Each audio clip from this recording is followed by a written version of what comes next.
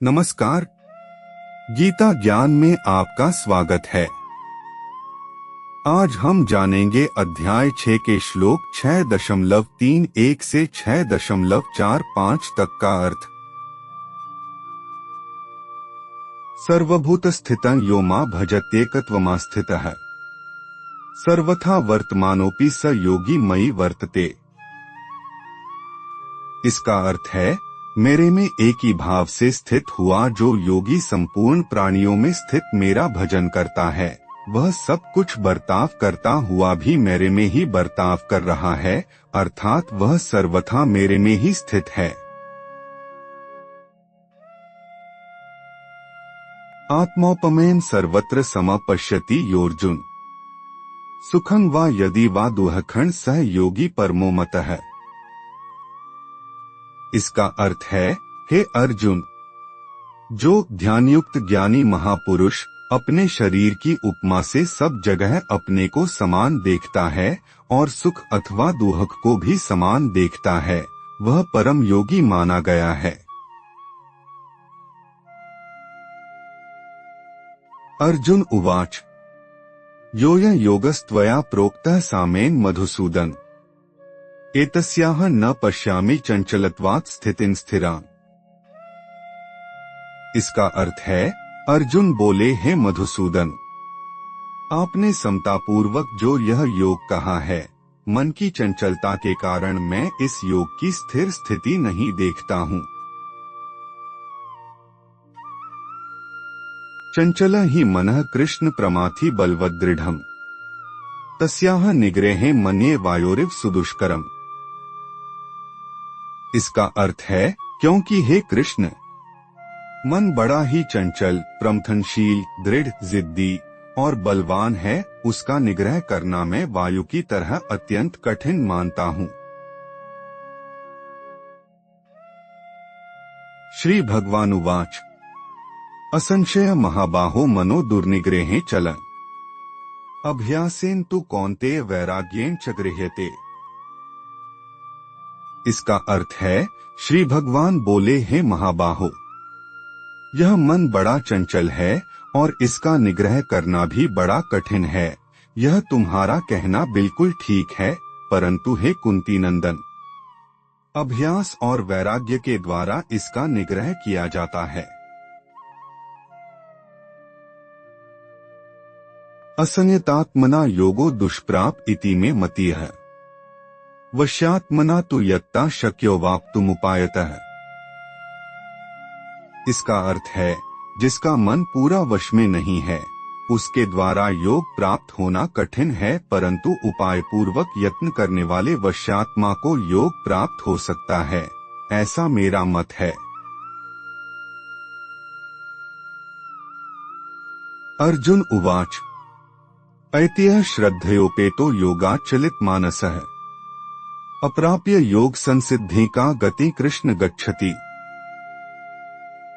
इसका अर्थ है, अर्जुन बोले, हे कृष्ण, जिसकी साधन में श्रद्धा है पर जिसका प्रयत्न शिथिल है, वह अंतस्मय में अगर योग से विचलित मना हो जाए तो वह योग सिद्धि को प्राप्त न करके किस गति को चला जाता है।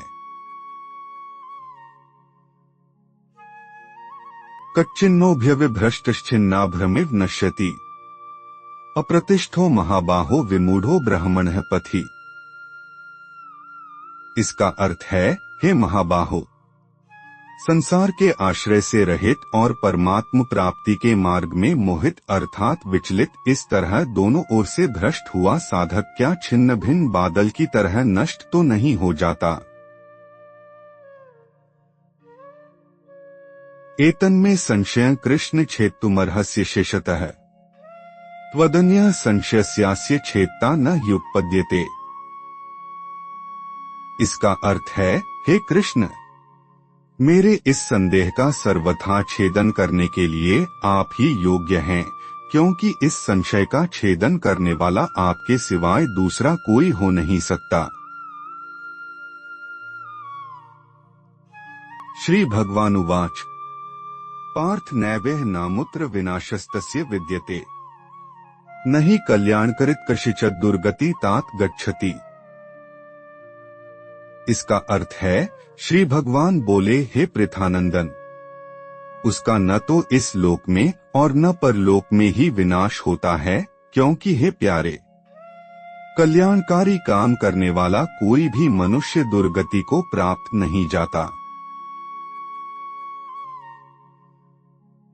प्राप्य पुण्यकृता लोकानुषित्वा शाश्वतीयः समाः। शुचिना श्रीमता गेहे योगभ्रष्टोभिजायते।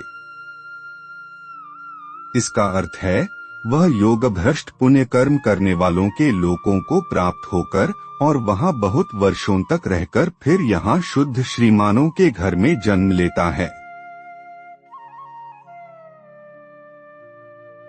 अथवा योगिनामेव कुले भवति धीनता, एतद्धि दुर्लभतरम लोके जन्म यदीदृशम।